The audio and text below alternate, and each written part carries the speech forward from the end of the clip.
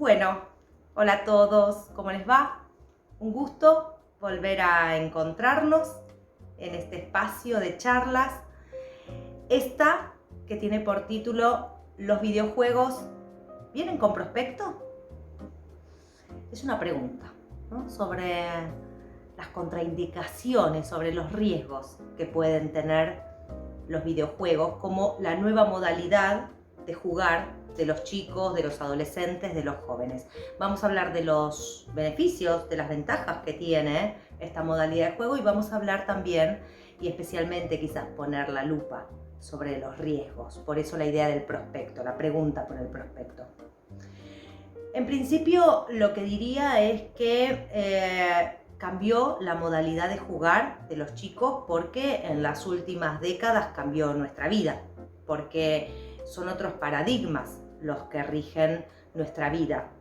Y entonces en estos paradigmas en donde prima la inmediatez, prima la fácil accesibilidad de información a partir de las tecnologías de información y comunicación, priman también ciertos mandatos, ¿sí?, que en otras épocas eran distintos, y todo esto que ha transformado nuestra vida, nuestros comportamientos y conductas cotidianas, como nuestra forma de comunicarnos, nuestra forma de vincularnos, de estudiar, de trabajar, de comer, de entretener a nuestros hijos. Todo cambió. Con lo cual, ¿por qué no va a cambiar la forma de jugar de los chicos? Me parece importante también remarcar que esta forma de vivir que tenemos en estos tiempos actuales nos trae muchas veces algunos interrogantes, en el mejor de los casos, respecto del tiempo. El tema del tiempo creo que es un tema central en este momento. Es decir, la vivencia de la temporalidad, cómo vivimos el tiempo, porque nos sucede especialmente a quienes vivimos en grandes ciudades que el tiempo no nos alcanza, nunca no nos alcanza, corremos, no nos alcanza, queremos hacer más cosas, algo no alcanzamos, ¿no? En esto de que el tiempo no alcanza, no es suficiente, es como si nosotros no alcanzáramos a hacer todo lo que tenemos que hacer, con lo cual, si no alcanzamos, nos queda como un sentimiento de falta, como si quedáramos en deuda. Esto tiene que ver con una especie de mandamiento actual que podríamos llamarlo como tiempo sin pausa. Hasta podríamos escribirlo todo junto, sin separar las tres palabras. Tiempo sin pausa. En estos tiempos sin pausas, por supuesto que la ansiedad y la tendencia al aburrimiento aparecen en escenas cotidianas, ¿sí?, trayéndonos un sufrimiento. Por eso es que en relación al tiempo y a los cambios del tiempo, sin duda esto incide también en lo espacial. Siempre lo temporal está entrelazado a lo espacial. De modo que si tenemos poco tiempo, ¿cómo hacemos para entretener a nuestros hijos? Y ahí aparecen las pantallas como salvavidas, ¿no? Me parece que tenemos que tener muy en cuenta cuándo las pantallas realmente vienen a salvar, a ayudar y a hacer crecer a nuestros hijos, y cuándo corremos el riesgo de que se transformen en una especie de salvavidas de plomo y los hundan. Por ejemplo, si a los chicos muy precozmente les ofrecemos dispositivos tecnológicos cuando todavía no tienen los recursos simbólicos para vincularse con los dispositivos, o si por ejemplo los juegos online o los juegos en las pantallas es la única modalidad que les ofrecemos a nuestros hijos para jugar, si no regulamos los tiempos de exposición frente a los juegos, estas aristas que yo voy nombrando pueden hacer de la pantalla salvavidas un salvavidas de plomo. Y los salvavidas de plomo sabemos que hunden a la persona. ¿Qué sería hundir a nuestros chicos?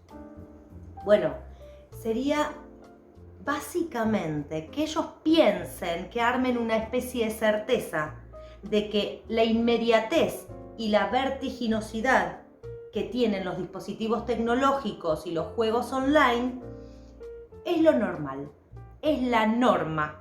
Es que todas las actividades cotidianas también deben ser inmediatas, también deben ser vertiginosas, casi como con un clic. Y cuando se encuentran que esto no es así, se frustran, se enojan, se ponen ansiosos, se aburren, hacen berrinches, se ponen difíciles, porque no pueden entender, por ejemplo, por qué tienen que esperar. ¿Qué es esto de esperar? De modo que cabe la pregunta de qué hacemos entonces, ¿no? Porque si cambió la vida y las pantallas nos rigen, ¿cómo hacemos a la hora de educar y de convocarlos a jugar a nuestros chicos? Y me parece que en esto de cómo hacemos, como en tantas otras conductas, aparece el tema de la dosificación, de la regulación, de la necesidad de padres presentes, de padres responsables, de padres amorosos, que pueden dosificar, que pueden involucrarse ahí en esas escenas de juego y que pueden, entre otras cosas, poner límites a los chicos. Es decir, sacar la mirada de sus propios dispositivos tecnológicos, mirar a los ojos a los chicos y decirles, basta de pantallas por hoy. Anda a jugar al fútbol con tus amigos, anda a encontrarte con tus amigas o vamos a leer un libro, ¿sí? Procurarles otras escenas para sacar la pregnancia de lo online, de las pantallas. Para eso se necesitan padres responsables. ¿Saben qué? Me parece padres que sepan jugar. Porque si son padres que pueden hacer esto, seguramente se trata de padres que saben jugar en relación a la magia de lo lúdico, de poder transformar con la imaginación un objeto en cualquier otra cosa.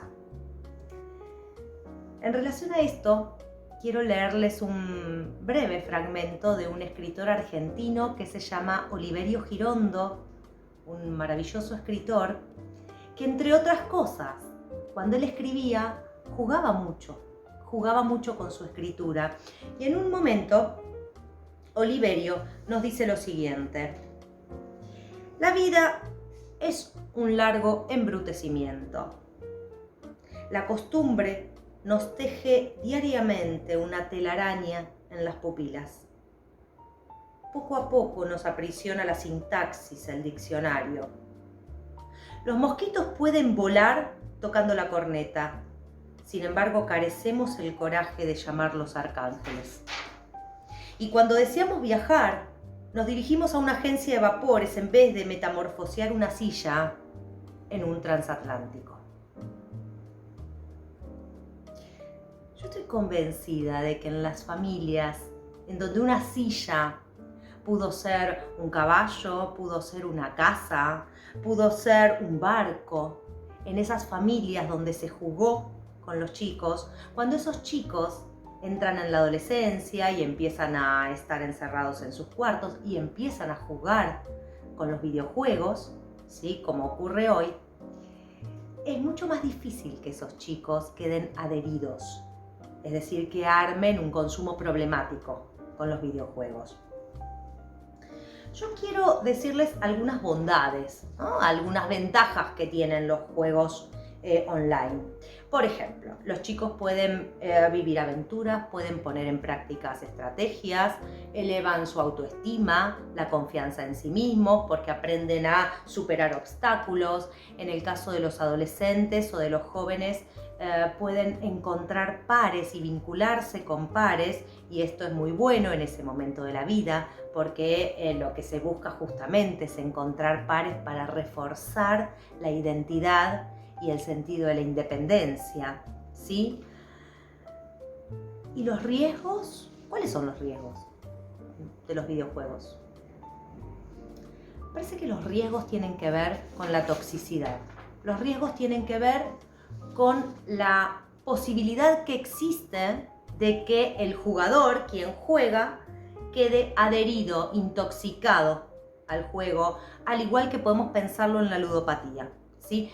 Tengamos en cuenta que la adicción a los videojuegos ya está diagnosticada como una adicción, ¿sí? Una adicción comportamental, de esas adicciones que no necesitan sustancia, como las compras compulsivas, la ludopatía, la adicción a internet, a las tecnologías de información y comunicación, a las redes sociales, la adicción al trabajo. Yo les voy a leer ahora, para no olvidarme ninguna, ciertas señales de alarma para los padres, para que tengan en cuenta. 1. El nivel de concentración en el juego es tal que el chico no responde a estímulos externos. Por ejemplo, la llamada para cenar. No responde, se lo puede llamar para cenar 1, 2, 4, 6 veces y no viene, no deja de jugar, no quiere dejar de jugar. 2. El jugador muestra una gran tensión o excitación mientras juega y en ningún momento saca la vista de la pantalla. Es decir, se le habla y el chico no mira a quien le está hablando, está mirando a la pantalla. Y el tema de la tensión corporal es muy importante porque el juego lúdico sirve justamente para descargar tensión. Uno de los objetivos, una de las funciones es la descarga. Y acá, como señal de alarma, se está diciendo que ese chico muestra en su cuerpo un cuerpo tenso. 3. Duerme menos de lo necesario para poder jugar. Tengamos en cuenta lo que le pasa, por ejemplo, al adicto al juego, a los juegos de azar. Sucede lo mismo. Duerme mucho menos o no duerme para poder jugar. 4. Pierde el interés por otras actividades lúdicas o sociales. 5. Se distancia de su grupo de amigos. O, esto es muy importante, le cuesta hacer nuevos amigos en la vida presencial. Pueden armar fobias, porque la vida, cuanto más virtual, pensemos en la pandemia, en el confinamiento, ¿no? Los chicos, por supuesto, que estuvieron mucho más tiempo no solo jugando, todas las actividades fueron virtuales, pero la vida virtual es muy distinta a la vida presencial. Y entonces se pueden armar fobias que después dificultan la salida a lo presencial, a la vida más real, podríamos decir. 6. Pierde la noción del tiempo y no respeta los horarios de comidas, de las tareas. 7. Se refugia en el juego ante las pequeñas dificultades o problemas diarios. Lo mismo que cualquier otra adicción, o sea, la adicción es un refugio, no es placer lo que encuentra, sino que la función que tiene es de refugiarse frente a una dificultad que no está pudiendo resolver. Y el último punto es que la persona, ese chico, ese joven, comienza a fallar en los estudios, en el trabajo o en otras obligaciones de la vida cotidiana, por supuesto, porque empieza a desinteresarse, ya nada le interesa. Lo único que le reclama su atención y su tiempo y su energía es jugar. De modo que si ocurren alguno de estos comportamientos, es importante que los padres comiencen a dosificar, a regular, a hacerse más presentes, a soportar el enojo y la reticencia de los chicos a estar menos tiempo frente a los videojuegos. Bueno, hay que soportar, lo mismo que cuando se les sacaba el chupete a los bebés o la mamadera. Hay un primer tiempo, luego el límite en que la persona no quiere eso, quiere seguir, pero es que el límite tiene que ver con el amor y ahí uno tiene que decir hasta acá. Y si los padres se dan cuenta que no pueden porque quizás el chico se pone muy violento, muy agresivo o se angustia mucho, bueno, se consulta con especialistas, ¿sí? Con profesionales de la salud especializados que puedan orientar, que puedan dar herramientas. No hay prospectos, no vienen con prospectos los videojuegos, pero esto que estamos haciendo es una manera de escribirlos, ¿sí? De escribirlos. Así que bueno, me despido de ustedes hasta nuestra próxima charla y bueno, les mando un fuerte saludo. Chau, chau.